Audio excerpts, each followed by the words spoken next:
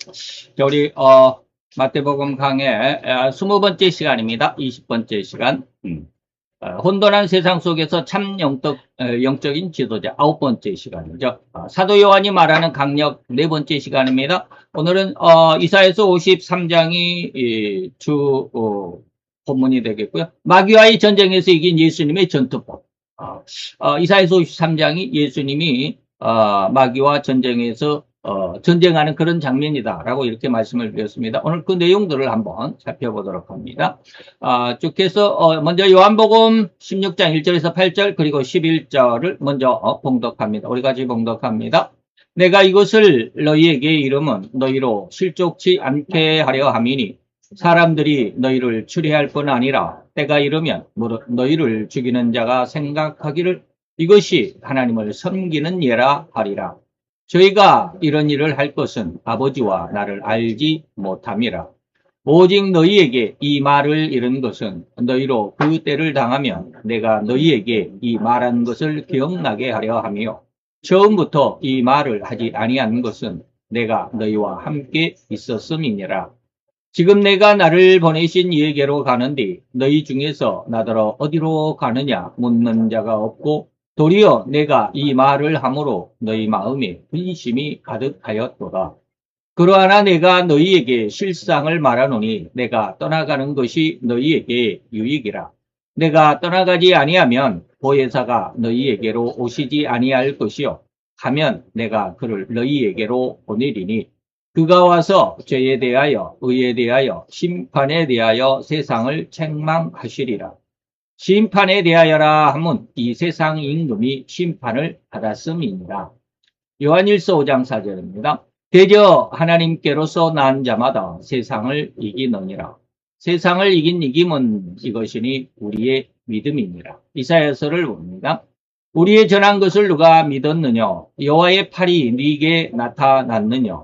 그는 주 앞에서 자라나기를 연한 순 같고 마른 땅에서 나온 줄기 같아서 고운 모양도 없고 풍채도 없은즉 우리의 보기에 흠모할 만한 아름다운 것이 없도다.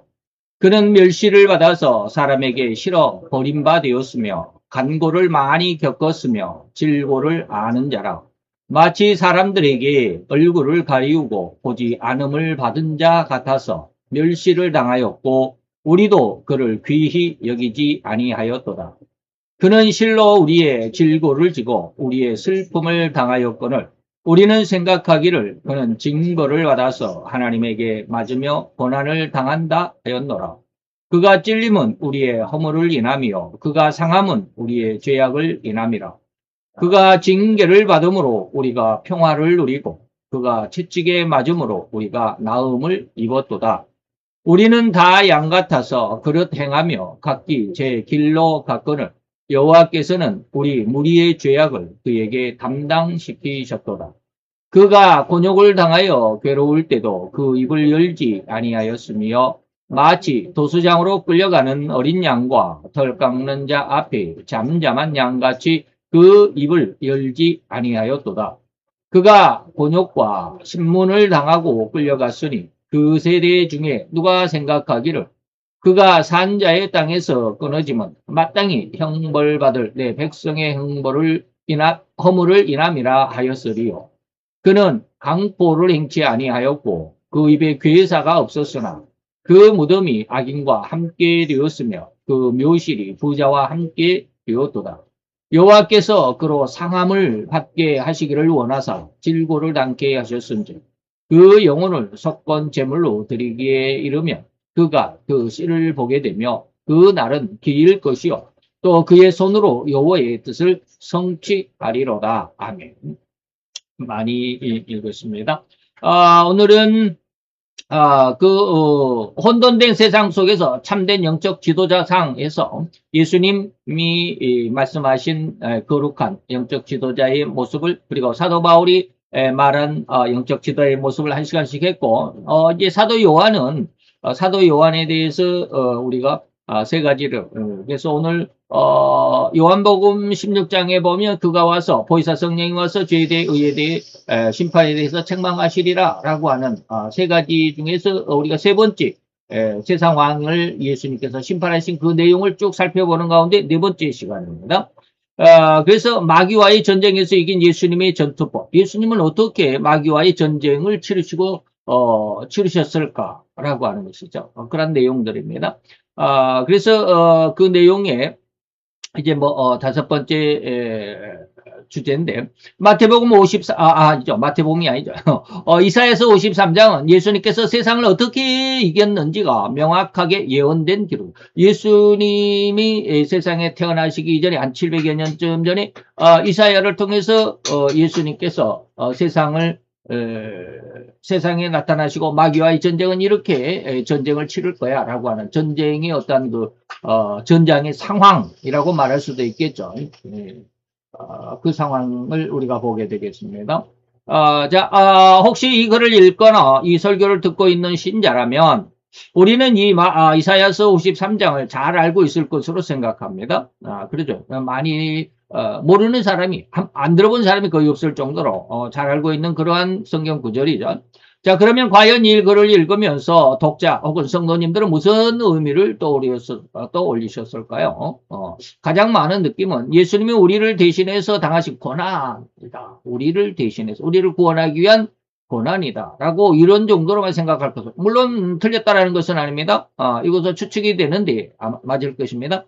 곧 우리 죄인들의 죄값을 치르기 위한 예수님의 고난과 희생, 그리고 이런 예수님의 고난과 희생으로 말미암아 우리가 죄로부터 구원함을 받아 영생을 얻게 되었다라는 의미가 이사야서 53장 가장 많이 인용되는 그런 내용들이죠. 그러나 저는 오늘 이 상황을 조금 다른 각도로 이사야서 53장을 한번 들여다보고자 합니다. 다시 말하면 예수님이 사단을 이기시는 방법, 예수님과 마귀가 어떻게 지금 전쟁을 하고 있나, 어떻게 싸우고 있나 라고 하는 것입니다. 그리고 이겼다는데 그 이김의 방법은 이미 앞으로도 계속 말씀을 드릴 것입니다. 7시간, 8시간이니까 오늘 네 번째니까 앞으로 4시간을 더 예수님이 마귀와의 전쟁, 오늘은 전쟁의 그 전장 상황, 어떻게 그 현장 속에서 마귀와의 전쟁 속에서 예수님은 어떤 모습으로 마귀와 전쟁에 임했나라고 하는 그런 내용들, 그리고 거기서 이기시는 방법들이 앞으로 4시간을 통해서 여러분들에게 말씀을 드릴 것이고, 마지막 8번째 시간에는 아주 그 모든 것을 제가 인간의 말로 어떻게 다 하나님이 마귀를 이기신 방법을 100%다 이렇게 까발릴 수가 있겠습니까만은 거의 여러분들 이해할 수 있도록 한 80%, 90% 정도는 이해할 수 있도록 그렇게 아마 원고가 작성되어 있는 줄로 압니다. 여러분들 기대해 보시기 바랍니다. 다시 말하면 즉 이 세상 왕을 심판하시는 방법이 오늘 이사야 53장의 1절로 10절이다 라고 하는 것이죠. 그래서 그렇게 하나님이 구약에 예언하셨고, 이 예언하신 대로 예수님이 육신을 입고 세상에 오셔서 마귀와의 일전을 펼치고 이기셨다라는 내용입니다. 오로지 하나님이 예정하신 오직 유일한 방법으로 대결하여 이겼다라는 의미로 이해하실 수 있어야 됩니다. 하나님 이 방법밖에 다른 방법을 제시하지 않았습니다. 이 방법만 주셨다. 자, 그러면 이사야서 53장 1절로 10절까지 내용 9절 9절의 의미를 한번 생각해 보는데 1절과 2절을 합했습니다. 우리의 전한 것을 누가 믿었느냐? 여호와의 팔이 네게 나타났느냐? 하나님께서 다시 말하면 내가 이렇게 세상에 힘든데, 내가 이렇게 세상에 고통스러운데 하나님이 왜 나를 구원하지 않으시나? 하나님이 도대체 구원하신다는 약속은 어디에 있느냐? 그런 내용들이 세상 속에서는 너무나도 많죠. 범브란트 목사님의 기록 속에서도 그렇습니다. 그리고 이제 거의 비슷한, 범브란트 목사님과는 좀 비슷한데 범브란트 목사님과는 좀 다른 그 장르 규영이라고 하는 규영 여사의 그 영성의 모습에서도 그분은 이제 어떻게 보면 좀 다른, 범브란트 목사님과는 좀 다르지만 그러나 좀 비슷한 그런 면도 있고요. 아시스 예성자 성 프란체스코 같은 분은 완전히 상황 조금 다르죠. 그분은 완전히 예수님의 청빈을 사모하는 그러한 영성으로 이제 하나님의 그 사랑을 받았던 그런 수도사다, 목회자다라고 이렇게 말할 수 있겠고요. 그런 상황들 속에서 옆에서 그를 바라보고 그들을 추종하는 사람들은 참, 그 안타깝게도 그러한 것을, 뭐, 범브란트 목사님 자신 아니면 규영 여사나 아니면은, 성프란체스코 뭐, 이런 분들의 그 자신들이 하나님과의 그 교제 속에서 받았던 그 은혜를, 그를 따르는 사람들은 거의 받지 못하고 있습니다. 우리가 이제 오후 시간이, 벌법 교리를 지금 배우고 있는데 그 속에서 그런 질문이 나오더라고요. 하나님의 말씀을 받은 자와 하나님의 말씀을 받지 않는 자의 차이가 있느냐? 저는 명백하다라고 말씀드립니다. 아주 엄청납니다. 그래서 제가 예전에 늘 그런 이야기 했습니다. 성프란치스코 수도사 그 목사님의 바로 후계자, 그러니까 그들은 작은 형제회라고 하는 그런 어떤 단체를 만들었는데 거기에서 제1대 회장이 이제 성프란치스코 목사님이라고 그렇게 제가 지칭을 하겠습니다. 그리고 2대가 바로 이제 성프란치스코 목사님을 가장 추정했던 뭐라고 그러는데, 이름을 잊어버렸습니다.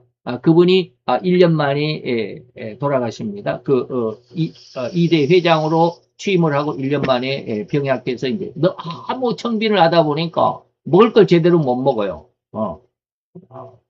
그러다 보니까 몸이 쇠약해져서 빨리 돌아가셨고, 그리고 이제 3대 회장이 그렇게 이제 성프란체스코 목사님이 살아계심에도 불구하고 그 사람은 어떤 굉장히 어떤 활발한 그런 사역을 하려고 하다 보니까 인간적인 모습이 너무 많이 나타나고 이런 모습들이죠. 그런 상황 속에서 이렇게 보면 정말로 그 신앙의 여호와 하나님의 말씀을 받은 하나님의 귀한 아들과 딸들, 진정한 말씀 받은 자에게 있어서 그 옆에서 보는 사람들은 과연 여호와의 팔이 누게 나타났느냐?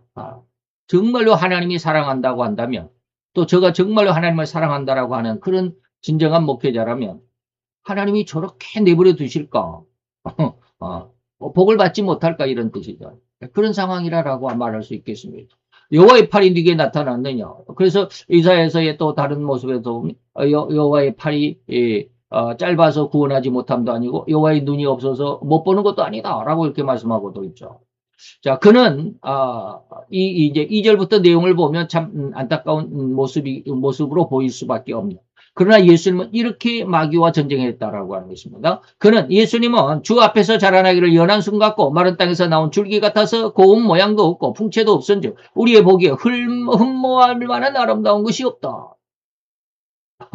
마귀와의 전쟁에서 성프란체스코도 그런 내용이 있습니다. 그 십자군 전쟁에 나가는데 굉장히 오늘날로 말하면 재벌집 아들이잖아요. 성프란체스코가 포목상의 아주 거대 상인의 그 아들이니까 아주 십자가 전쟁을 나가는데 십자가군으로 이제 자원을 해서 나가는데 아주 그냥 돈이 많으니까 이게 아름답게 그냥 갑옷도 그냥 아주 막 빛과 번쩍하게 칼도 그냥 막 이런 것을 차려입고 쫙 이제 출정식을 나갑니다.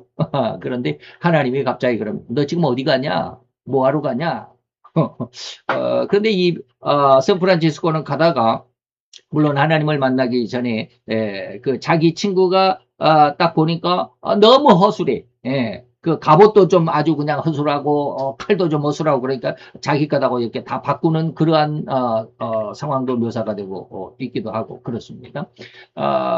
만약에 우리가 그 성프란체스코에 처음 출정할 때 모습처럼 그냥 막 그 왕의 그 군장들처럼 말이죠. 우리가 전쟁 영화 같은 옛날 전쟁 영화 같은데 뭐 조선시대 그런 영화 같은데 보면 저 왕이나 장군들은 아주 그냥 빛과 번쩍하잖아요. 갑옷도 그냥 아주 그냥 우리가 흔히 말해서 시체 말하면 쌤빙으로 막 그냥 칼도 그냥 막 아주 의리의리 번쩍하고 말이죠. 그런데 예수님은 그렇지 못했다라고 하는 것입니다. 자, 이런 뜻이 무엇일까? 마른 땅에서 올라온 연한 줄기 같아서 고운 모양도 우람한 풍채도 없는 그런 모습이었습니다. 그래서 우리의 육신의 눈으로서는 예수님은 결코 존숭할 만한 외모가 아니라는 것입니다. 존경하고 숭배할 만한. 야, 정말 대단하다. 야, 저 정도가 되면, 야, 하나님의 축복을 엄청 받았을 거야. 대단하다. 이런 것이죠. 그래서, 예수님이 예루살렘에 입성할 때 엄청나게 많은 사람이 예수님을 호위하게 그냥 막 옹이하고 막 따라가니까 헬라파 몇 사람이 예수님을 쫓아와가지고 나도 당신의 제자가 되기를 원합니다. 라고 그러니까 예수님이 거절했잖아요.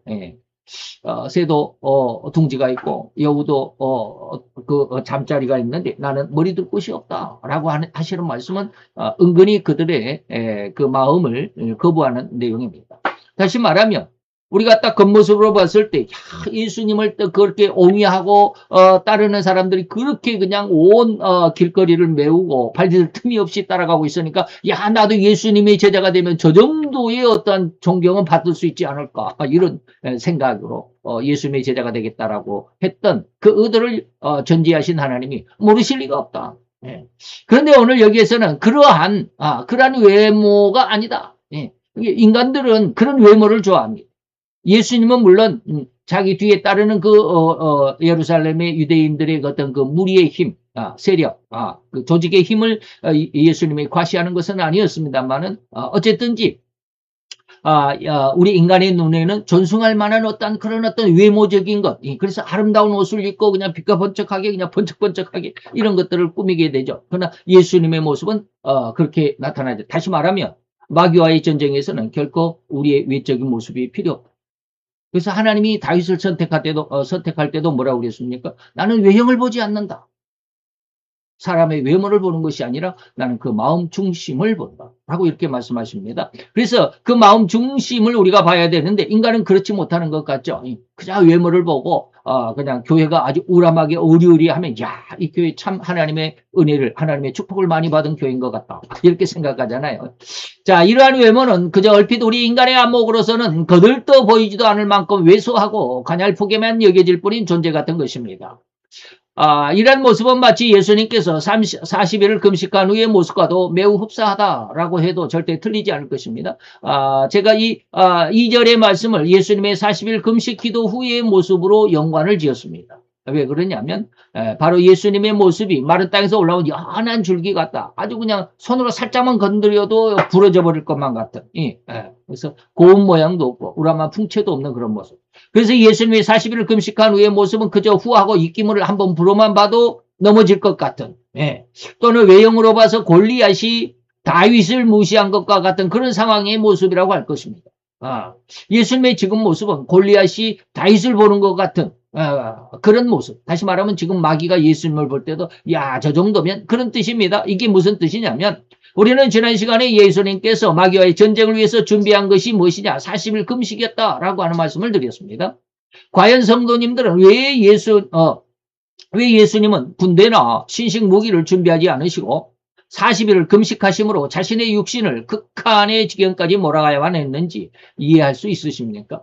마태복음 4장 여러분들이 이해할 수 있어야 되는데 이해할 수 있을런지 왜 예수님이 마귀와의 전쟁을 앞두고 40일을 금식하셨을까? 그냥 아주 그냥 그 바로 왕처럼 말이죠. 군대를 준비하고 신식 무기, 마차도 막 준비하고 그랬어야 되는데 예수님은 그렇지 않았다. 40일을 금식했다. 자, 이러한 예수님의 40일 금식 후에 아주 극한의 육신의 극한의 지경, 혼자 서 있기도 힘든. 저는 40일을 금식을 해보지는 않았지만 한 일주일 정도까지는 해봤습니다. 아직 겁나서 못하겠더라고요. 제 친구 목사님이 40일 금식을 2번을 했다고 그러는데 정말로 일어나지를 못하더라고요. 일어나지를 못해요. 바로 그렇습니다. 육신을 극한의 지경까지 내몰리는 것이 40일 금식입니다. 자, 이런 방법, 하나님의 방법은 절대로 마귀에게 불만의 빌미를 호리만큼도 남겨두지 않으시기를 원하셨기 때문이다.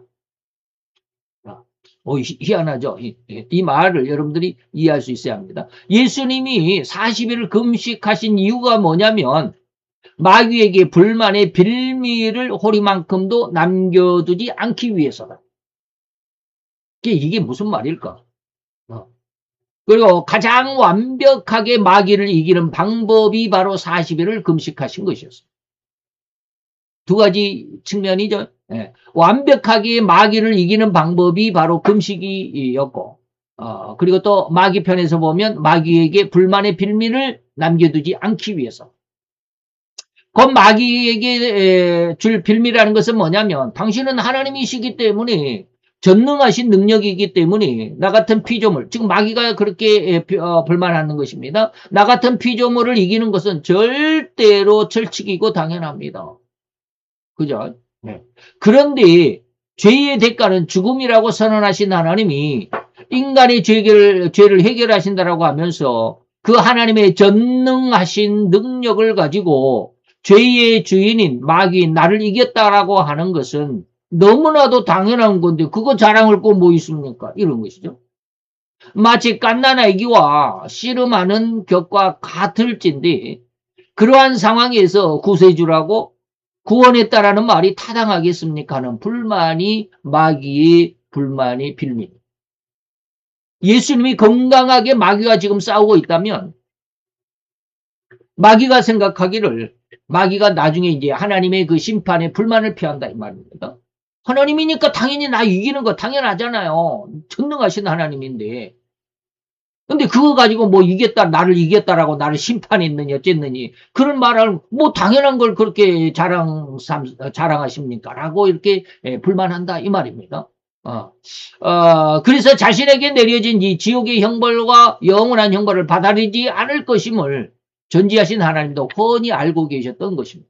하나님이 이걸 모를 리가 없죠. 마귀의 그러한 마음을 모를 리가 없죠. 그래서 마귀의 그런 교만한 마음이 절대로 그리고 철저하게 불만을 잠재울 수 있는 상황이 바로 예수님이 40일 금식하심으로 인해서 마귀가 볼 때조차도 저 정도라면 해볼만 하겠다라는 생각이 들 정도로 예수님이 40일 금식하면서 거의 제 몸 하나 지탱하지 똑바로 서 있을 수조차 없을 정도로 아주 육신의 극한의 상황 속에 내몰리도록 하셨다. 이게 마귀조차도 저 정도면 해볼만 하겠는데 이 정도다 이 말이에요. 이러한 상황이 되시도록 하시기 위해서 그렇게 예수님이 40일을 금식했다. 아주 죽음 직전. 그래서 자신의 몸 하나 추스르기조차도 힘들 정도의 극한으로 몰아가신 것이라고 해석할 수 있습니다. 자, 마귀조차도 무시하고 멸시할 수밖에 없는 그런 정도. 그런 상황이기 때문에 우리는 뭡니까? 마른 땅에서 올라온 연한 줄기 같은 예수님의 외모다. 그래서 거기에는 고운 모양도 없고 아주 풍채가 좋은 우람함도 없다라고 하는 것입니다. 그래서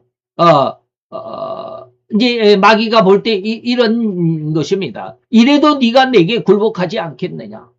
다시 말하면 마귀는 지금 엄청난 것을 가지고 세상의 물질 굉장히 돌로 쉽게 말하면 세상의 모든 천하만국의 권세와 영광과 부귀와 이 모든 것을 가지고 있잖아요. 그러면서 네가 나에게 굴복하지 않겠나. 그래서 가난하게도 해보고요. 범브라트 목사님처럼 모든 것을 빼앗아가고 감옥에다가 그렇게 쳐놓고 그냥 아주 엄청난 고난을 주기도 하고 귀영 여사도 역시 마찬가지입니다. 이렇게 힘들게 고통을 당하면서도 네가 나를 사랑하느냐, 네가 나를 하나님의 편에서 네가 나를 사랑하느냐라고 하는 것이고 마귀 편에서 그래도 네가 나에게 굴복하지 않겠나라고 하는 것입니다. 이러도 네가 나에게 대들 수 있겠나? 그죠? 골리앗이 지금 다윗에게 하는 말이 그렇습니다. 야, 너 지금 양이나 물던 그런 어떤 짝대기 갖고 지금 나한테 나왔냐? 라고 이렇게 말하는 골리앗의 모습. 지금 예수님을 보는 40일 금식한 예수님의 모습을 본 마귀의 마음이 지금 이렇다라고 지금 해석을 해보는 겁니다. 이렇게 이러한 등등의 상대방을 얕잡아 볼 수밖에 없을 정도로 이런 마음을 진실로 교만이라고 할 수 있을 뿐인데 그 교만의 극점에서 마귀를 세워두고 교만의 극점에 마귀를 세워두고 예수님은 그런 마귀를 이기셔야만 했습니다. 철저하게 이기셔야만 했습니다. 완벽하게 그냥 마귀를 제압하고 아주 그냥 무릎 꿇릴 수 있는 그런 아주 굉장한 힘과 능력을 가지신 모습이 아니라 마귀조차도 무시할 수밖에 없고 멸시할 수 있을 정도의 그런 아주 가냘픈 모습으로 예수님이 마귀와 대적했다 이 말입니다. 이렇듯 외형으로는 마귀조차도 무시하고 멸시할 수밖에 없을 정도의 나약함이었을지라도 그 예수님의 내면에는 절대 굴복할 수 없는 강력함이 내재하고 있었으니 곧 말씀의 무장이었습니다. 성경 말씀을 가지고 있었다. 그래서 세 번의 마귀의 유혹에 말씀으로 다 이기시잖아요. 자기 능력을 뽐낸 것이 아니에요. 예수님의 말씀으로 이기셨습니다. 그래서 제가 성경 말씀을 많이 읽어라, 많이 공부해라 라고 하는 그렇게 강권하는 의미가 바로 여기 있습니다. 마귀와 그가 장악한 세상과 세상 법칙을 이기는 오직 유일한 길과 능력은 절대로 하나님의 말씀일 뿐이라는 의미. 예수님이 그렇게 이기셨다. 3절로 넘어갑니다. 3절에 그는 멸시를 받아서 사람에게 실어버린 바 되었으며 강고를 많이 겪었으며 질고를 아는 자라. 마치 사람들에게 얼굴을 가리우고 보지 않음을 받은 자 같아서 멸시를 당하였고 우리도 그를 귀히 여기지 아니했다. 자, 이러한 모습은 진실로 앞으로 저 그리스도가 세상을 장악하고 인류의 3분의 1을 죽이는 대살육의 기간에 대한 성도들의 환란을 보는 것과 같다라고 해석해도 될 것입니다. 그 세상을 장악한 마귀의 세상, 그리고 마귀의 세상 왕노릇 하는 마귀가 3년 반 동안 세상의 왕노릇을 할 것입니다. 거기에 거의 모든 사람을 세상 법칙인 부귀와 권세와 명예를 위해 살도록 유혹했다라고 하는 것입니다. 거기에 동참하지 않으면 예수님도 그랬잖아요. 너희가 나에게 내가 너희를 선택했기 때문에 너희는 세상으로부터 미움을 받을 거야. 미움을 멸시를 받아서 사람에게 싫은 버림받을 거야. 강고를 많이 겪은 예수님의 모습을 성도들도 그렇게 살아갈 수 밖에라는 말을 써야 될는지 모르겠습니다.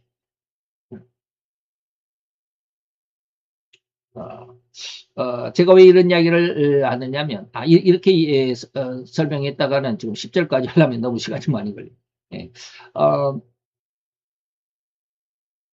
이런 53장에 대해서 쭉 그 너무 나약한 모습들, 마귀와의 전쟁에서 예수님은 나약한 모습으로 계속 지는 것 같지만 내면으로는 이기시는 이런 내용들을 쭉 이야기를 그런 내용으로 지금 계속 설교를 하고 그런 내용으로 기도를 하고 있는데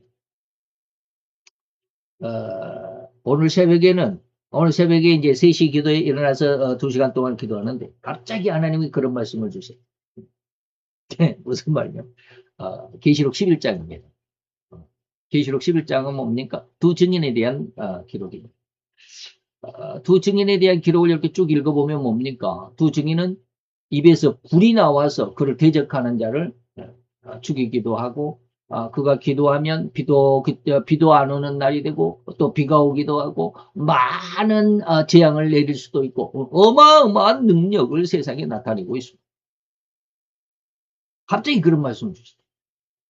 지금 이 이사야서 53장을 제가 은혜를 받을 때는요. 그런 거 전혀 하나님은 그런 내용을 주시지 않았어요. 지금 계속 말씀을 드립니다. 예수님의 40일 금식 후의 모습이 어떠했는가를 1절과 2절 속에서 말씀을 드렸습니다. 그런 내용으로만 주셨습니다. 그런 내용으로만 주시면서 저에게 그 책을 읽게 한 것이 바로 본브란트 목사님이고 잔느 귀영이고 그리고 성프란체스코 목사님이십니다. 그들의 내용들이 오늘 이사야서 53장의 모습으로 삶을 살아갔던 모습들입니다. 그 너무너무 신기하더라고요. 제가 이렇게 요즘 한 2달 동안을 너무 신기해요. 야, 이런 사람들 이렇게 살아갔구나.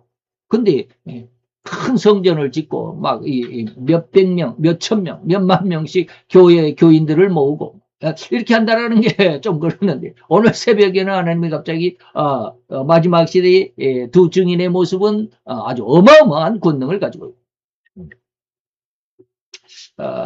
그러면서 어제인가요? 그저께인가는 하나님이 자, 예전에 제가 그런 말씀을 드린 적이 있습니다. 기도하다가 하나님께서 내 모습이라고 보여준 것이 2가지가 있었습니다. 하나는 탯줄도 아직 자르지도 않는 핏덩어리가 아주 하얀 눈과 온 세상이 하얀데 거기에 피를 아직 닦지도 않은 핏덩어리가 탯줄도 아직 자르지도 않는 탯줄을 달고 있는 아기가 그 눈밭에서 응애응애 울고 있다. 그러면서 그 모습을 보여주면서 하나님께서 이게 바로 네 모습이야 라고 이렇게 말씀하셨다고 그랬는데 그저께인가는 기도하는데 갑자기 또 그런 생각이 들더라고요. 하나님 제가요 제 모습이 제 상황이요 지금 알을 깨기 전에 막 이제 알을 깨고 나오기 직전이 알을 깨기도 전에 이제 막 깨려고 하는 그 상황 속에서의 병아리 알 속의 병아리 그 병아리 같은 그런 느낌을 주시더라고요. 그래서 그런 느낌이 하나님 내가 마치 알을 깨기도 전에 아직 깨고 나온 것도 아니고 말이죠. 깨기도 전에 그것이 모습이 뭡니까? 아직 그 피를 닦지도 않는 핏덩어리 갓난아기 같은 병아리도 그렇습니다. 그래서 알을 깨기도 전에 그 모습이다라고 이렇게 딱 느끼고 있는데 하나님이 갑자기 그런 느낌을 주셨어요. 예전과는 다 예전에는 뭡니까? 그냥 핏덩어리 모습이었고 갓난아기의 모습이었고 탯줄을 자르지도 않았는데 온통 허허벌판에 아무도 도와주지도 않는 그런 엉엉이 울고만 있는 그 핏덩어리 탯줄도 자르지 못한 그 갓난아기의 모습을 보여주셨는데, 이번에는 그것은 생각하지도 않고 그냥, 알을 깨기도 전에 그 병아리의 모습입니다. 라고 이렇게 하나님 앞에 고백을 하는데, 갑자기 하나님이 그러시더라고요. 그래도 병아리잖아. 무슨 말인지 이해가 됩니까? 그래도 병아리잖아. 네. 아직 태아가 아니야. 태아가 아니야. 그래도 병아리잖아. 그러면서 다음 환상을 보여주시는데, 그것은 이제, 제가, 제, 일기에다가, 그 모습을, 그, 제미나이에게, 좀, 뭐라 그럴까. 그 상황을 제가 좀 설명을 하면서, 좀 그려달라고 그랬습니다. 그래서 이렇게 그려줬습니다. 제미나이가 이렇게 그려줬습니다. 제가 이제 이 상황, 다시 말하면 내가 지금 너무 가녀린 손에 힘이 없어. 저항할 만한 그런 힘이 없어. 그런데 나를 압박하는 자는 어마어마하게 강력한 힘을 가진 존재. 이런 상황으로 하나님 앞에 기도하고 있었습니다. 하나님, 내가 세상을 태양할 힘이 너무 없습니다. 태양할 수조차 없습니다. 라고 이렇게 기도를 하는데 하나님이 또 갑자기 그러시더라고요. 이 여인이 아무런 힘이 없지만 그래도 성인이잖아. 깜짝 놀랐어. 그래도 성인이잖아. 너는 힘이 없지만 네 앞길을 헤쳐나갈 수 있는 힘을 가진 성인이야. 너는 아직 이 사람이 아닌 게 아니야. 태아가 아니야. 너는 완전한 사람이야. 라고 이렇게 말씀을 하시는 거예요. 그래서 제가 뭐랄까, 느낌을 받고 굉장히 내 마음 한편으로 굉장히 기분이 좋았습니다. 하나님, 그 병아리, 알을 깨기도 전에 병아리도 하나님의 병아리로 인정하셨구나. 네. 어쩌다가 이렇게 이제 엉뚱한 이야기로 이렇게 쭉 넘어가고 말았는데, 어쨌든지, 우리는 세상 속에서 어떠한 상황 가운데 성도들이 굉장한 어려움을 당할 수 있습니다. 그런데 그 상황 속에서 우리는 우리 자신을 돌아켜 보셔야 합니다. 나를 압박하는 그 힘을 보는 것이 아니고 내 자신 속에 있는 하나님을 볼 수 있는. 그래서 성도들이 이런 환난을 당하면서도 그 안에서 승리할 수 있는 하나님께서 그 아주 가녀린 처녀이지만 그러나 너는 네 일을 네가 해결할 수 있는 이제 어른이잖아. 힘이 없어도 능력이 없어도 그런 의미의 말씀을 주셔가지고 좀 그랬는데 어쨌든지 우리는 세상을 장악한 마귀의 세상 왕놀이하는 그 세상 속에서 모든 사람을 세상 법적인 부귀와 권세와 명예를 위해서 살도록 유혹을 하는데 거기에 성도는 절대로 굴복해서는 안 되죠. 근데 거의 많은 사람은 굴복하고 말 것입니다만 어쨌든지 성도는 진실로 참으로 하나님을 믿는 참 성도는 그런 마귀의 세상 왕놀이에 동참하지 않아야 돼요.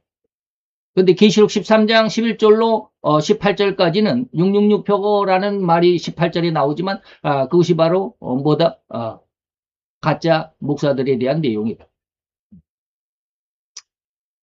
그래서 계시록 18장 4절에 보면 그 세상에 그런 하나님의 징계와 저주를 받을 저들의 죄에 내 사랑하는 아들아, 내 사랑하는 딸들아 거기에 동참하지 말고 그들이 받을 재앙에 참여하지 말라 라고 이렇게 말하죠. 근데 인간의 육신은 너무 연약하기 때문에 동참하게 되는 사람들이 거의 많습니다. 엄청난 폭압으로 탄압으로 많은 사람의 조롱거리로 우리를 만들어갈 것입니다. 마치 십자가 위에 달리신 예수님을 조롱하듯이 침을 뱉으며 뺨을 후려치듯이 네가 믿는 하나님은 왜 너를 구원하지 않느냐? 너의 하나님은 죽은 하나님인가? 차라리 예수를 부인하고 우리의 뜻에 동참하며 모든 고통을 멈추게 해줄 수 있을 것인데 이것이 이제 범브란트 목사님을 압박하던 고문하던 사람들의 주장이고 오늘날도 역시 마찬가지입니다. 그런 비아냥거림, 그런 조롱거리가 되는 상황이 아니겠나 이 말입니다. 이거 3절이 꼭 그런 상황입니다. 네가 나처럼 돈이 많으냐? 네가 나처럼 권세가 있냐? 네가 나처럼 교회 성도가 많으냐? 네가 나처럼 헌금을 많이 안 하느냐? 등등 자기 어떤 자랑거리들을 가지고 우리를 어렵게 하고 힘들게 하고 마음을 아프게 하고 수없이 많은 비아냥과 조롱의 말로 우리 신자들의 신앙에 흠을 내고자 한다라는 세상이 아니랄 수 없지 않나. 이처럼 세상은 곧 마귀와 그의 장악한 이 세상은 절대로 하나님을 절대로 알아볼 수 없습니다. 하나님을 절대로 알지 못합니다. 오로지 자기 교만과 모든 상대를 자기 발 아래 굴복시키고자 하는 가장 흉악한 그런 심성으로만 가득 채워진 악한 마음일 뿐입니다. 그런데 이런 세상의 조롱, 이 세상의 멸시와 천대당함이 오히려 마귀를 대적하여 승리하는 오직 유일한 방법이다라는 것입니다. 그래서 우리 지난 시간에 뭡니까? 세상을 이긴 이금이 뭐다? 믿음이다. 무엇을 믿느냐? 바로 하나님이 이기십니다. 하나님께서 알을 깨기 전에 병아리지만 그래도 병아리잖아. 그래도 병아리잖아. 닭은 아니더라도 아직 그래도 병아리, 닭의 모습을 완전히 갖춘 새끼 닭, 병아리잖아. 그런 것처럼 아주 아무런 저항도 못하고 그저 도망도 갈 수 없고 넘어져가지고 말이죠. 도망도 갈 수 없는 그런 아주 진퇴양난의 모습 안에 그 압박하는 그 괴물 앞에서도 하나님은 그래도 성인이잖아 라고 말씀하셨던 것처럼 우리는 하나님을 믿는 믿음을 가질 수 있어야 합니다.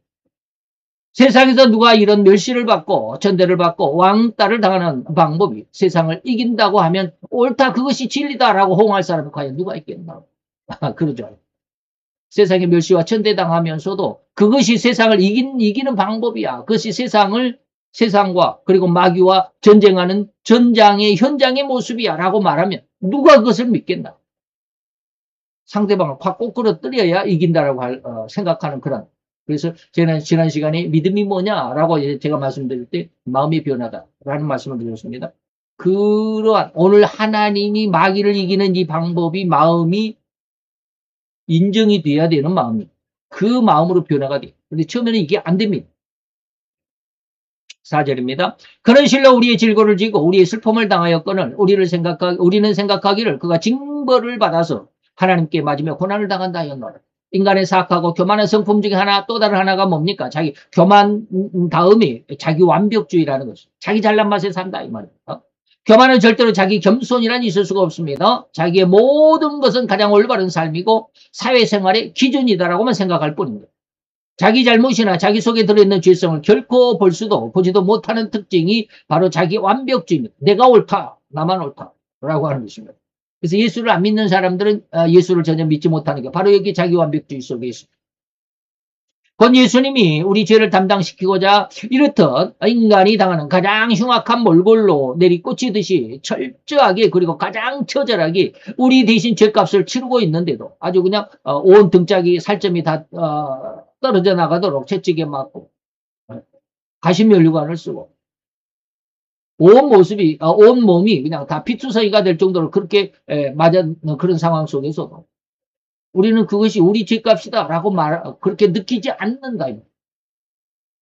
예수님이 그렇게 우리 대신에 죄값을 치르는데도 전혀 그것이 나의 죄값으로 인한 대신 당하고 있는 고통이라고 생각하지도 상상조차 할 수도 없는 그런 상황이 아닌가. 저 사람은 그냥 다시 말하면 예수님의 다시 말하면 또 우리 상황 속에서도 이러한 복음 안에서의 곤란을 당하고 어려움을 당하는 제가 범브란트 목사님이 책을 몇 권을 샀더니 거기 단체가 VOM이라고 하는 그런 이름을 가졌습니다. 보이스 오브 M이 뭡니까?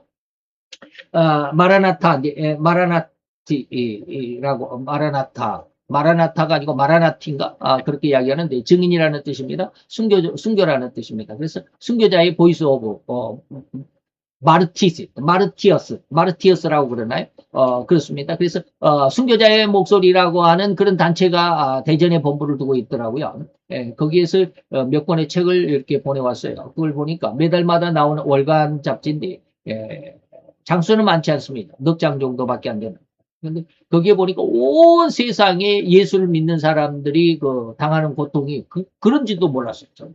그렇게 많은 줄 몰랐어요. 대단하더라고요. 그래서 저 사람이 저렇게 흉악한 징계나 처벌의 모습은 당연히 저 사람 자체가 하나님께 엄청난 잘못된 죄를 지었기 때문에 제가 그런 꼴을 당하는 거야 라고만 생각할 뿐이지 예수님이 당하는 고난이 나에 대한 내가 내가 져야 할 고통이나 환란이나 어려움이다 라고 생각한 사람이 거의 없다. 그래서 절대로 우리는 그렇게 죄인일 수밖에 없는 죄인만이 가지는 그런 사고방식과 그런 마음, 그런 사상일 뿐입니다. 이 마음의 변화가 전혀 일어나지 않습니다. 그래서 제가 믿음은 마음의 변화다. 마음의 변화가 있어야만 믿음이 들어가고. 한 예를 보면 알 수 있겠죠. 아들이 학교에서 친구들과 커다란 싸움을 했습니다. 그래서 아버지를 불러오라고 학교에서 명령을 했습니다. 아버지가 학교에 불려가 보니 상대 아이들이 모두가 얼굴에 하나같이 다들 시퍼런멍이 들어있었고 상대 아이들의 부모들도 와 있었는데 모두 얼굴에는 분기가 가득해 씩씩대고 있었다고 생각해 보십시오. 아버지는 아연실색할 것입니다. 아들이 커다란 잘못을 저질렀음을 단박에 차릴 수 있을 것이고 이내 아버지는 그 상대 학부모들과 학교 선생님들 앞에서 무릎을 꿇을 것입니다. 아버지는 자기 아들을 위해서. 아비인 제가 아들을 잘못 가르쳐서 이런 일이 발생했습니다. 제발 이원 한 번만 용서해 주십시오. 제가 아들을 다시는 이런 잘못을 하지 않도록 톡톡히 가르치겠습니다. 한 번만 용서해 주십시오. 라고 아들을 대신해서 용서를 구할 것입니다. 이것이 바로 아비의 마음입니다. 이것이 바로 하나님께서 우리 인간의 죄를 대신해서 하나님 자신이 그 죄값인 죽음, 사망을 대신 당하면서 해결하시고자 원했던 죄값임이 바로 오늘 이사야서 53장입니다. 그것은 바로 죄를 가지고 세상을 쥐락펴락하는 마귀의 그 흉악한 괴계 속에서 괴계와 대적하는 예수님의 모습이다라고 하는 것이죠. 이것이 바로 아비의 전쟁하는 모습이죠. 아비가 지금 상대 그 아이들의 학부모들과 상대 아이에 대해서 싸운다고 이거 막 그렇다 같이 그냥 막 덤비고 싸우면 어떻게 되겠습니까? 아들의 용서를 받겠습니까? 받을 수 없습니다. 그래서 아버지가 자기 아들이 잘못한 것에 대한 상대방의 도전에 오르서 씩씩대고 그냥 막 당장에 학교를 퇴학을 시켜야 된다라고 막 그러면서 씩씩대면서 막 도전에 올 때 아버지는 어떻게 그들과 대적하느냐? 아버지는 그냥 무릎을 꿇는 것밖에 없습니다.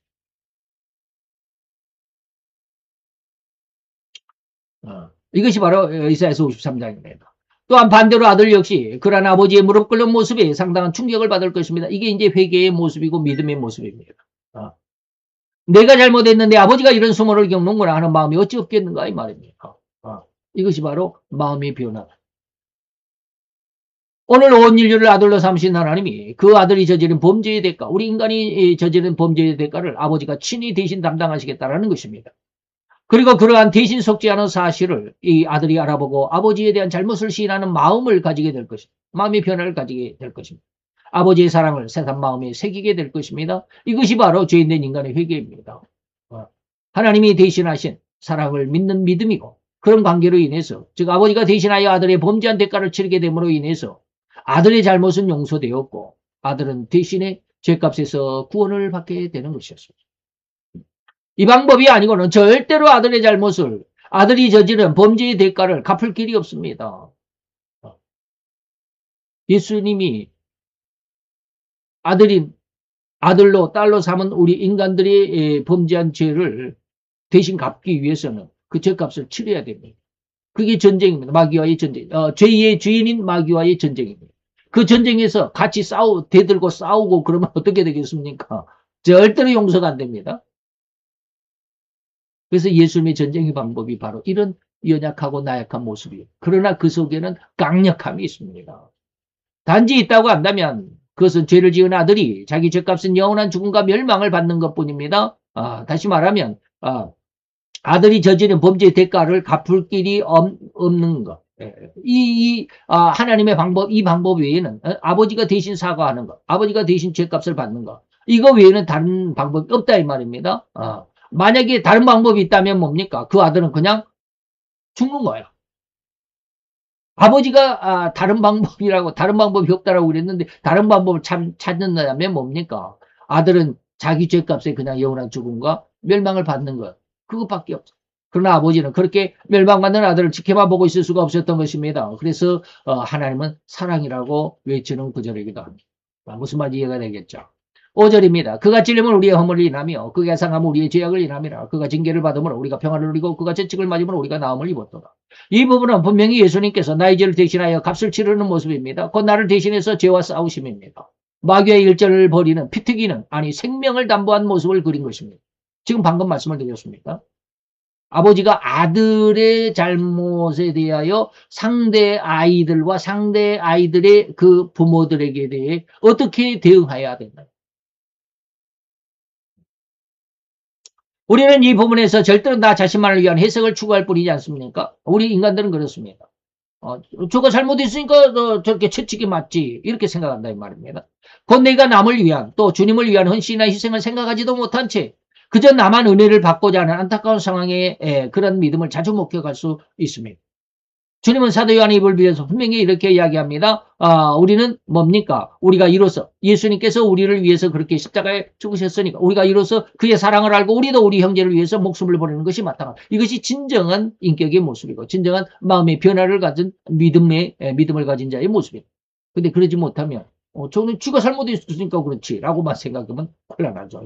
자, 그러면서도 또한 진정한 믿음을 사도 요한은 이 기록 그의 기록 계시록에서 외칩니다. 온통 마귀의 세상이고 곧 있을 주님의 심판으로 인해서 영원한 멸망의 지옥 형벌을 받을 수밖에 없는 그런 가까운 미래를 신자들이 미처 알지도 못한 채 그것을 믿지도 못하죠. 알지도 못하고 믿지도 못하고 지금 그러면서 오히려 자신의 명예와 영광과 축복과 행복을 위해서 열심히 살아가는 자들의 안타까움을 토로한 것이 아니겠습니까? 결과가 어떻게 될지도 모르고 자기 영광만을 지금 추구하고 있다. 자기 잘 먹고 잘 살고자 원한다. 그래서 지금 어떠한 상황이냐? 계시록 10장 17절이다. 영의 여자를 분노하여 돌아가서 그 여자의 남은 자손 곧 하나님의 계명을 지키고 예수의 증거를 가진 자들로 더불어서 싸우려고 바닷모에 위에 서 있는 지금 마귀는 지금 마지막을 준비하고 있는데 우리는 전혀 준비하고 있지 않습니다. 진실로 참신앙은 여자의 후손이라고 하면서 말이죠. 그런 여자의 후손은 곧 하나님의 계명을 지키는 자고 또한 예수의 증거를 가진 자들이라고 규정하고 있습니다. 하나님의 계명이나 예수님의 증거를 가졌다는 의미는 구원의 복음을 위해 헌신하고 희생하는 성품이고 신앙임이 분명하죠. 세상과 마귀의 흉계로부터 엄청난 고난을 겪은 결과라고 할 수 있습니다. 다시 말하면 증거를 가졌다. 사도 바울도 그러잖아요. 내 몸에 예수의 흔적이 있다. 나를 제발 괴롭히지 마. 라고 이렇게 말하고 있다.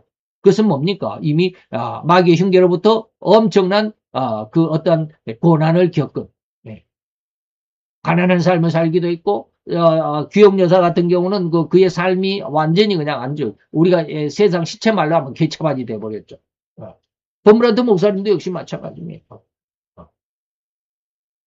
하나님의 길을 따라간 사람들이 전부 다 그렇다. 오늘 이거 마태가 이제 이사야서 53장의 내용의 모습을 인간의 모습, 우리의 신앙의 모습으로 적용시키면 범브란트 목사님도 역시 귀역여자나 성프란체스코나 그리고 인도 북부의 전도자였던 하이드 같은 목사님입니다. 전부 다 그런 모습으로 살아갔죠. 그런데 많은 신자는 이런 고난과 희생과 헌신은 힘들다는 이유로 하지 않으려고 합니다. 못하죠. 할 수가 없죠. 그래서 우리가 전도하는 일이 힘들고 저도 아직까지 그랬습니다. 그래서 하나님 앞에 계속 기도합니다. 하나님 제가 무엇을 할까요? 어떻게 할까요? 저는 해본 적이 없잖아요. 그래서 어떻게 하는지 방법을 모르잖아요. 어떻게 시작해야 될지 어떻게 과정을 진행해야 될지 마치 이것은 어떤 상황이냐면 이 일을 기도하다가 하나님이 갑자기 그걸 생각나게 되었어요.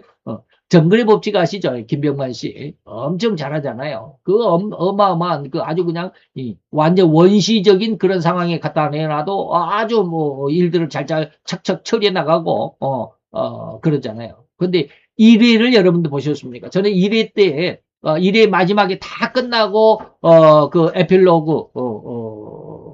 에필로그의 그 모습을 잠깐 봤는데 거기에 이제 그 팀원들 1회 때 황광희가 나왔더라고요. 저는 그때 당시에 황광희가 누구지도 몰라요. 자우지가 한번 찾아보니까 있더라고요. 그 사람들 어깨 동무하고 얼굴을 다 땅으로 향하고 이제 서로 그냥 머리를 맞대고 이렇게 탁 있으면서 그때 김병만 씨가 그렇게 눈물 흘리면서 그때 울면서 그런 이야기를 했어요. 그때 그들이 4박 5일인가 그러죠. 4박 5일인가 그 정글에서 살면서 1회를 마치고 나가지고 김병만 씨가 울더라고. 그래서 왜 우냐? 자기가 그래. 얘들아 나도 정말 죽을 것 같아. 어떻게 할 줄 몰라요. 이 얘들을 데리고 정글에 처음에 왔는데 뭐 어떻게 할 줄도 모르고 방법도 모르지 어떻게 진행하는 것도 모르지 뭘 할지를 모르니까 정말로 죽을 것 같았다. 그러면서 막 울더라고요. 우리가 전도하는 일도 역시 맞아. 처음에 하니까 뭘 어떻게 할 줄을 몰라요. 범브라트 목사님이 기록을 보면 어떤 사람은 뭐 이단에 속해 있는 그 제가 지난 시간에 한번 말씀을 드렸잖아요. 그 여호와의 증인이라고 하는 사람들을 어떻게 대했던가. 그래서 저는 그 지금 그 책을 읽으면서 그 전도하는 방법을 지금 배우려고 많이 노력하면서 거기에 관심을 두면서 지금 읽고 있습니다. 정말로 하나님을 거부하는 그 무신론자들에게 대해서 어떻게 증거를 했나. 또 성프란체스코 목사님은 아주 그냥 충격적인 그런 내용이 한 구절이 있더라고요. 강도들이 어느 날 산적들이죠. 우리나라로 말하면 산적들이 와가지고 그 수도원에 와가지고 뭘 달라고 그러니까 거기에 그 2대 회장이 된 그 사람입니다. 아직은 회장이 되기 전에 이제 성프란체스코가 아직은 1대 회장으로 이제 이렇게 그 모임이 점차 이제 커갑니다. 처음에 4사람이 시작을 했는데 한 11명쯤 되었을 때 그 강도들 산적들이 와가지고 뭐 다 내놓으라고 그러니까 이 2대 회장이 될 사람이 그렇게 막 야단쳤다고 그럽니다. 호통을 쳐가지고 그 사람들을 꼼짝 못하게 해가지고 되돌려 보냈다. 그런데 이제 성프란치스코가 이제 그들 탁발이라 그러잖아요. 동량을 얻으러 우리말로 하면 동량을 얻어와가지고 딱 도착하니까 2대 회장 그 수제자가 이렇게 해갖고 내보냈습니다라고 그러니까 막 야단쳤다. 아니 그렇게 보내는 사람이 없네. 당장에 내가 이렇게 지금 이렇게 동량해 온 거 전부 다 가지고 빨리 가라.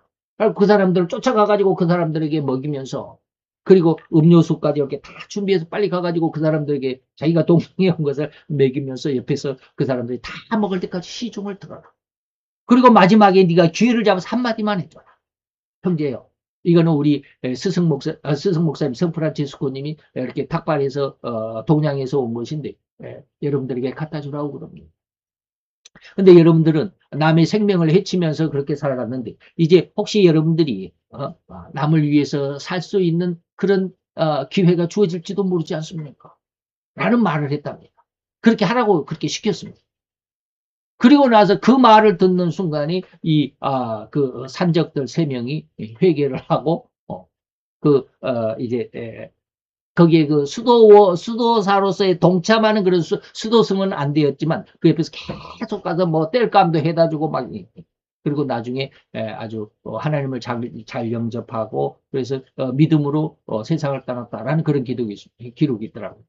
사람들을 어떻게 전도를 하는 그러니까 하다 보니까 그 사람들은 그렇게 하다 보니까 또 한 사람이 이렇게 하다 보니까 또 그것이 전도의 어떤 방법이 되잖아요. 그래서 저는 이제 그런 것들을 좀 배우려고 그 책을 읽고 있습니다만 어쨌든지 우리는 전도하는 것을 어떻게 할지를 모르잖아요. 안 해보니까 그게 힘들어요. 부끄럽죠. 무슨 말을 해야 될지 모르고 상대방이 이렇게 그냥 나 예수합니다 그러면 또 거기에 대해서 어떻게 우리가 대응할지도 모르고 근데 범브라트 목사님 14년 동안 감옥에 있으면서 그 숱한 많은 사람들과 대하면서 예수를 증거해야 되는 그 모습이 너무너무 그 방법이 다양하잖아요.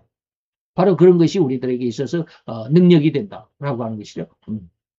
그래서 우리는 이런 고난의 희생과 헌신은 힘들다는 이유로 우리가 하지 않으려고 하는데 전도도 역시 마찬가지지 않냐. 그러나 그렇게 하다 보면 될 것이다 라고 하는 것이죠. 그래서 그렇게 힘들고 강력한 반대 부닥치면 기 가지고서 다시는 전도하러 나가고 싶지 않을 만큼 우리가 어려워하는 그런데 그것을 행함으로 해서 이것이 바로 예수의 흔적이 되고 이것을 하지 않으면 흔적이 아니다라는 것입니다.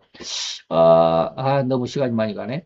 6절입니다. 우리는 다 양 같아서 그렇다 행하며 각기 제 길로 갔거늘 여호와께서는 우리 무리의 죄악을 그에게 담당시키셨습니다. 우리는 오로지 자기 유익만을 추구하는 그런 성품으로 살아갑니다. 내가 잘 되기만을 바랍니다. 그래서 제가 이 말씀 6절의 말씀을 제가 이제 해석을 하면서 참 부끄러움을 많이 느꼈습니다. 우리는 그냥 나 살기만을 바라는구나 라는 이것을 아주 많이 느꼈습니다. 그래서 교회를 크게 지어야 되고 뭐 이렇게 해도 뭐 이렇게 하다 보면 이런 어떤 교회 제가 이제 또 목사의 어떤 그 모임의 노예 이런 데 가서 이렇게 보면 지금 느끼는 것이 전부 다 그런 것 같아요. 나 잘 되기만을 바라고. 그래서 나의 행복과 성공과 남부럽지 않은 삶.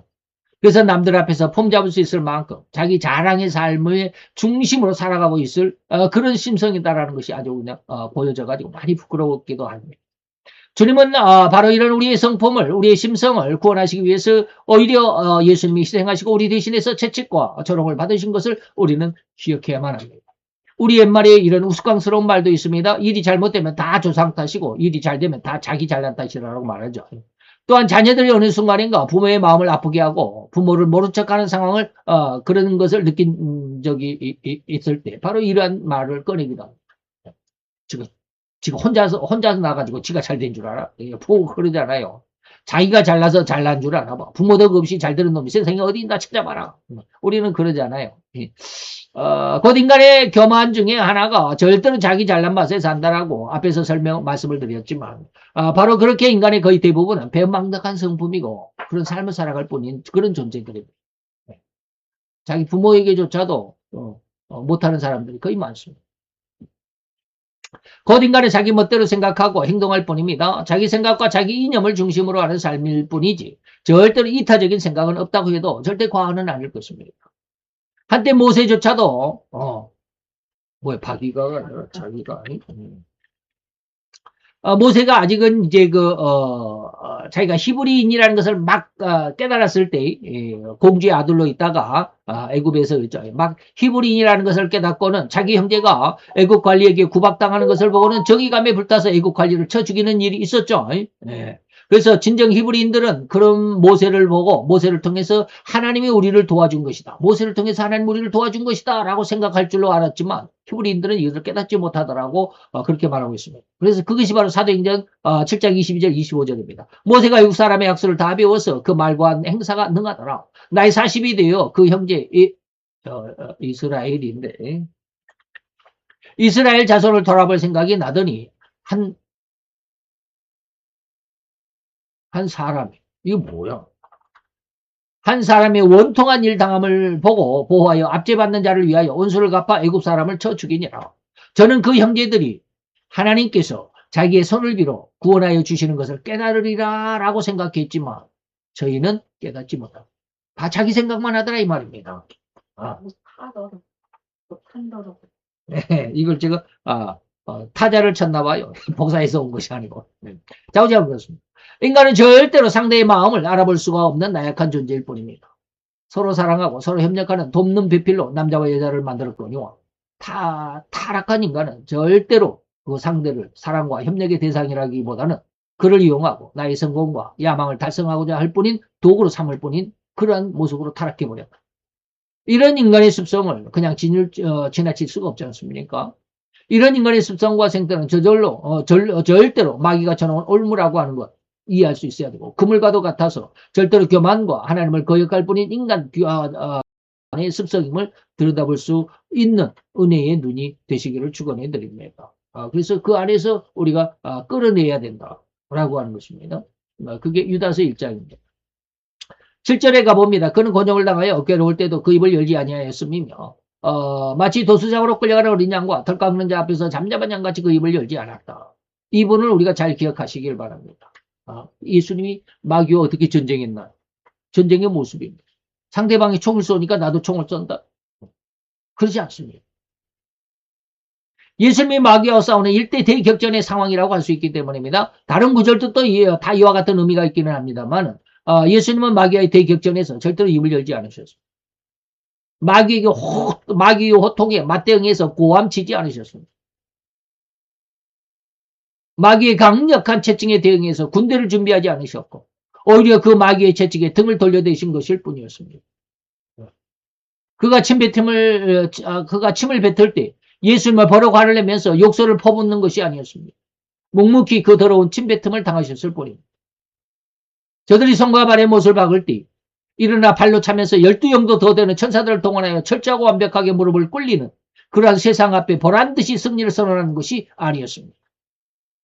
예수님은 마태 26장에 베드로가 칼을 꺼내가지고 말고의 귀를 자를 때 이에 예수께서 이르시되 네 검을 도로 집에 꽂으라. 검을 가지는 자는 다 검으로 망하느니라.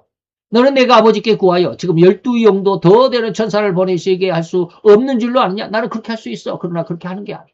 그렇게 하는 것은 마귀와의 전쟁의 방법이 아니야. 네. 아들의 잘못에 지금 학교에 불려간 아버지의 심정을 생각해봐. 이 아버지는 자기 아들에게 맞은 그 상대 아이들이나 상대 아이들의 부모들에게 어떻게 대항해야 돼? 당신 아들들이 먼저 잘못했어. 그래서 우리 아들이 반격한 거요. 라고 이렇게 말하겠습니까? 그러나 그것이 사실을 할지라도 아버지는 그렇게 말해서는 안 됩니다. 그렇게 말하면 자기 아들의 죄값은 절대 용서되지 않습니다. 무슨 말 이해가 되죠?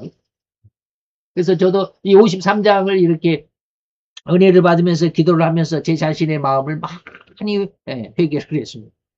저도 뭔가 한번 잘못되면 굉장히 그 잘못된 것을 지적하고 꼭 해결하려고 합니다. 근데 오늘 하나님의 말씀에서 절대 해결 안 됩니다. 오히려 그저 안타까운 마음으로 저들이 승리감이 도취되어 이 일을 행하는 저 행위는 저들이 지금 무슨 짓을 하는지조차도 모르고 하는 일이라고 도리어 하나님께 사죄의 기도를 올려드린 것이 바로 예수님의 모습입니다.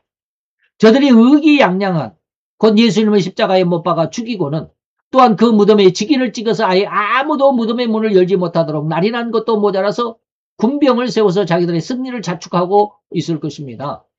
그러면서 그들은 이제 알터니가 빠진 것 같이 시원하다. 예수를 그동안 예수가 이렇게 그냥 온 장안을 그냥 아주 떠들썩하게 민심을 흉흉하게 만들더니 이제 저를 잡아 죽였으니까 이제 조용할 거야. 이제 알터니가 빠진 것 같아. 그동안 저 예수란 자가 얼마나 우리의 일을 방해하고 지적하고 거역했던가. 참으로 이제야 발 쭉 뻗고 잠잘 수 있겠다라고 쾌재했을 것이 아닌가 이 말입니다.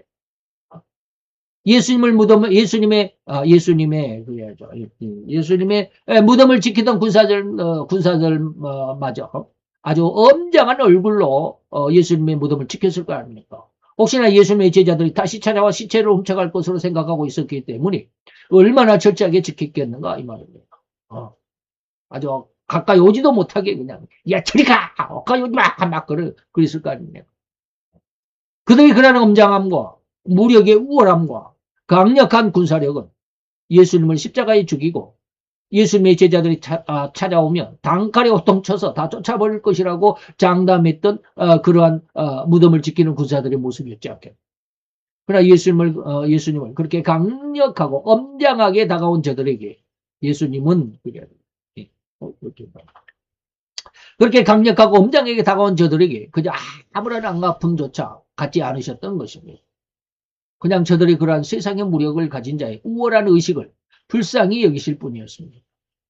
세상과 세상의 권세를 등의 배경으로 삼고 살아가면서 우월감에 자랑 삼는 저들에게 그저 안쓰러움을 금할 길이 없는 마음을 이렇게 대꾸조차 하지 않으시는 도수장으로 끌려가는 양의 모습으로 비유했던 모습입니다. 바로 이러한 삶이 곧 예수님의 이러한 본으로 보여주신 이러한 삶이 진실로 마귀와의 대격전에서 이기는 본질입니다. 이것이 이해되셔야만 합니다. 이거 아직까지는 이해가 안 될 겁니다. 마지막 8번째 시간에 이것을 아주 거의 한 80% 정도는 제가 까발려서 여러분들에게 말씀을 드리도록 하겠습니다. 계속해서 조금씩 여러분들에게 말씀드리는 겁니다. 8절에 보면 그가 곤욕과 신문을 당하고 끌려갔으니 그 세대 중에 누가 생각하기를 그가 산자의 땅에서 끊어지면 마땅히 형벌받은 내 백성 혐오를 인함이라 라고 누가 이렇게 예수님에게 은혜를 생각하겠냐 이 말입니다.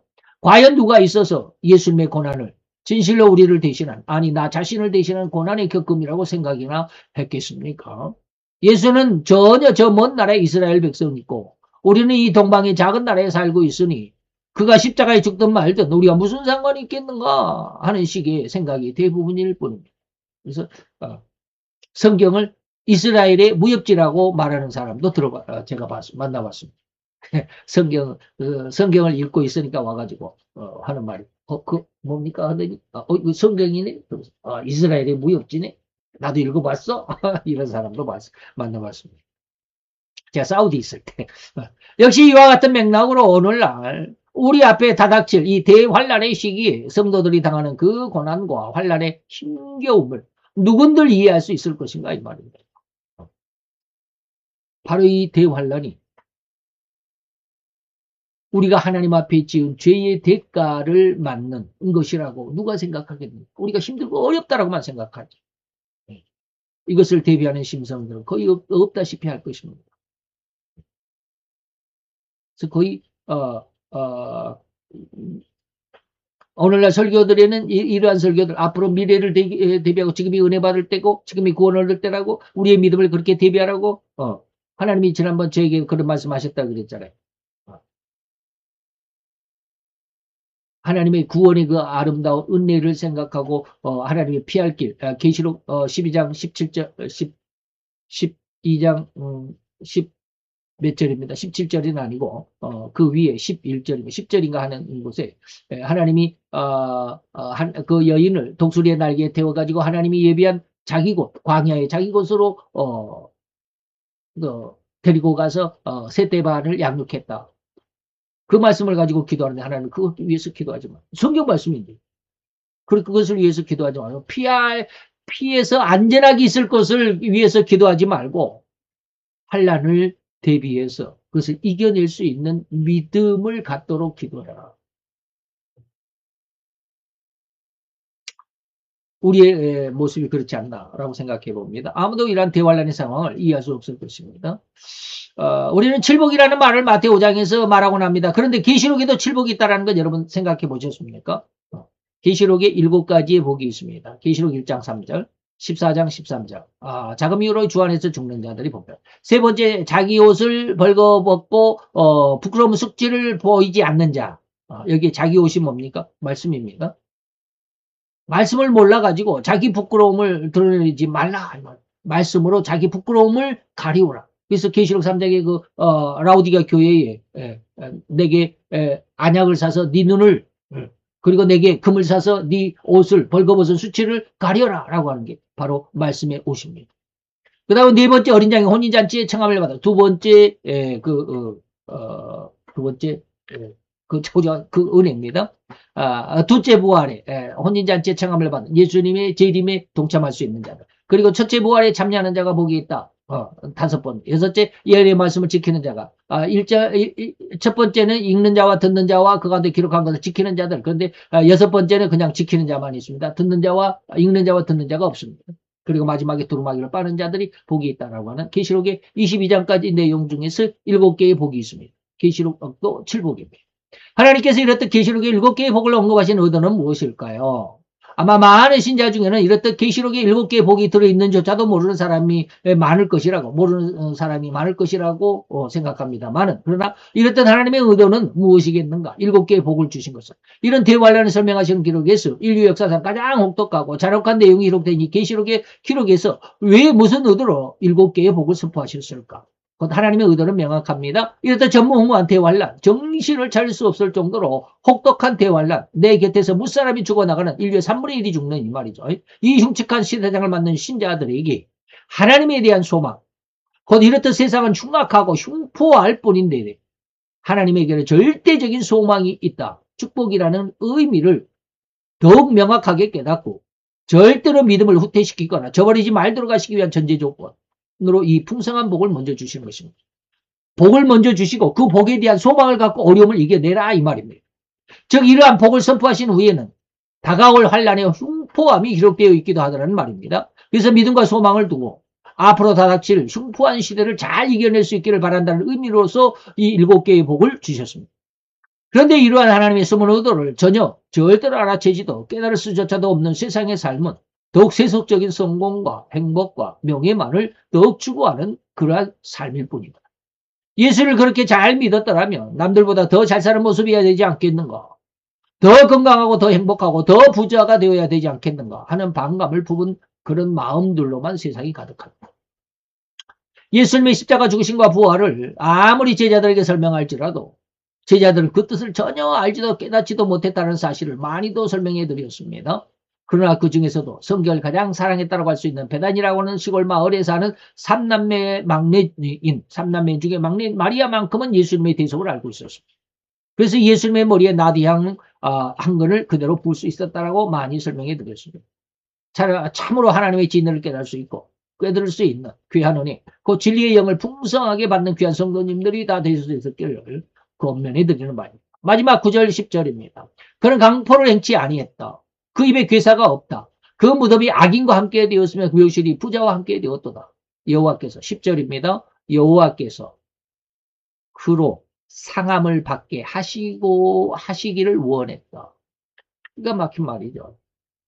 지금까지 이사야 53장을 우리가 생각해온 의미와는 조금 다른 측면으로 여러분들에게 설명해 드렸습니다. 충분히 이해되셨으면 좋겠습니다.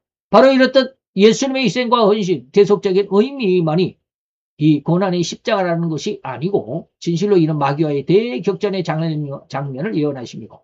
이 예언을 그대로 이루시기 위해서 육신을 입고 인간으로 오신 예수님의 생애는 절대적으로 희생과 헌신이었고 세상에 맞대응하는 군사력이나 군장비, 군대 무기가 문제가 아니라 세상을 대항하여 선으로 악을 이기는 전투, 이것으로 승리했다는 것입니다. 오늘 10절에서 여호와께서 그로 상함을 받게 하시기를 원했다라고 하셨으면 진실로 예수께서 마귀와의 대격전의 성격을 예언하심인데 절대로 마귀의 엄청난 포격에 전혀 반응하지 않으셨다는 것입니다. 오히려 마귀의 그 강력한 공격과 포격과 윤간 폭격에 전혀 어찌 보면 아니 인간적인 시각이나 생각으로 보면 전혀 뺨을 때리면 뺨을 맞는 것이 예수님의 전투력이었으며 침을 뱉으면 그 침뱉음을 당하는 것이 하나님의 전투력이었습니다. 감옥에 가두고자 한다면 전혀 반항하지 않고 저들의 요구대로 당해 주는 것이 우리 주님의 전투력이었으며 승리하는 전쟁 방식이었습니다. 근데 이걸 이해할 수가 없죠, 우리는. 아직까지는 이해 못할 것입니다. 왜 이런 방법을 선택하셨을까? 그것은 예수님을 죽이고자 달려드는 그 시뻘겋게 충혈되다시피 한 그 공격이든 그 모습이나 그 방법이나 그 흉악한 심성은 절대로 죄값인 일환이기 때문입니다. 아까 말씀드렸습니다. 아버지가 아들의 잘못으로 학교에 불려갔으면 그 아들이 때린 그 상대방의 아이들이나 그 상대방의 부모들에게 막 화를 내면서 덤벼들었다가는 절대로 아들은 그 잘못을 용서받지 못합니다. 네. 다시 말하면 같이 화를 내고 당신 아들이 먼저 우리 아들을 건드렸잖아 라고 말하면 이렇게 화내는 것이 잘못이고 죄야라고 한다면 나도 그렇게 화를 내잖아요. 그러면 죄가 죄를 더 씌우는 것이죠. 그렇게 그 흉악한 심성이 죄값의 일환이었기 때문에 그 모든 죄값을 예수님이 친히 담당하셔야만 인류의 죄가 정결케 되기 때문이었습니다. 죄값을 받아야만 되죠. 같이 죄 그냥 막 호통치고 같이 그냥 막 무력을 사용하고 그러면 죄가 제곱이 되는 것이죠. 너도 죄, 나도 죄. 그래서 주님은 마태오 5장에 5가지 천국 자녀가 행해야만 하는 규칙을 선포하셨습니다. 살인계명에 대해서, 간음에 대해서, 맹세에 대해서, 보상에 대해서, 그리고 사랑에 대해서. 이렇듯 이상할이 많지 인간의 방식을 벗어난 방법을 누가 계획하셨고 누가 실행했던가. 살인에 대해서 여러분들 말씀 한번 잘 읽어보시기 바랍니다. 간음에 대해서도, 맹세에 대해서도, 그리고 보상에 대해서가 여기 제일 좀 적용이 되겠죠. 이는 이로, 악은 악으로, 눈은 눈으로. 정말 그런 것을 왜 하나님이 그렇게 보상을 하라고 하시면서 예수님은 그렇게 보상하지 않았을까? 그 이야기가 나옵니다. 바로 성부 하나님 자신이 이 방법을 그리고 이 계획을 하셨습니다. 삼위일체 하나님 자신이라고 해야만 하겠죠. 곧 우리가 가장 직면한 이 환란의 중심, 곧 그런 대살력의 대환란일지라도 이 모든 것의 이면에 주관하시는 분이 누구다? 우리를 아들로 딸로 삼으신 여호와 하나님. 대환란이라 할지라도 하나님이 그 모든 환란을 주관하고 계신다. 그게 바로 계시 17장 17절입니다. 하나님이 그러셨습니다. 자기 마음대로 할 마음을 저희에게 주사 한 뜻을 이루게 하시고 이것은 뭡니까? 자기 마음대로 할 마음을 저희는 누구야? 저 그리스도에게 네 마음대로 한번 해봐 라고 하는 것입니다. 그러면서 한 뜻을 이루신다. 절대로 이 세상 역사의 주제자는 우리를 아들로 삼으신 여호와 하나님이신 것을 믿으시기를 바랍니다. 우리를 아들로 딸로 삼으신 그 하나님은 절대로 우리로 하여금 이 세상과 세상의 법칙 곧 마귀를 이기도록 하실 오직 유일한 전능하신 하나님이심을 믿으시기 바랍니다. 큰 축복과 다시 말하면 곧 큰 대환란이라도 이겨내는 귀한 그 신앙, 귀한 권능으로 충만하게 해주실 것입니다. 잘 믿으시고 우리가 세상을 이길 수 있는 왜 세상에 그렇게 힘없이 나약한 모습만을 보이느냐라고 할 것이 아니라 그 안에서 하나님의 은혜와 능력을 발견할 수 있는 귀한 신앙이 되시기를 축원해 드립니다. 기도합시다. 할렐루야. 주님, 오늘도 여호와의 귀한 은혜와 은총을 감사드리나이다. 여호와의 은혜 안에서 아버지 오늘 이 시간 하나님께서 세상을 그리고 또 마귀를 어떻게 이기셨는지 전쟁하는 방법이 전쟁하는 모습이 어떠했는지를 다시 한번 살펴보았나이다. 아버지 하나님, 우리로 세상을 이기는 이 권능이 우리에게도 세상을 오히려 사랑하고 원수를 위해서 오히려 핍박하거나 또 그들에게 대적하지 말고 오히려 그들을 위해서 기도해주고 먹을 것을, 마실 것을, 입을 것을 그래서 마시게 하고 입게 하고 먹게 하는 귀한 사랑의 나눔으로 그들을 선으로 악을 이기는 은혜의 삶, 은혜의 모습이 이기는 것이라 말씀하셨나이다. 이제 우리도 이 귀한 은혜와 은총의 모습으로 함께하고 또 함께할 수 있는 귀한 신앙으로까지 성장할 수 있도록 인도해 주시옵소서. 예수 그리스도의 이름으로 감사와 기도드려 싸움나이다. 아멘.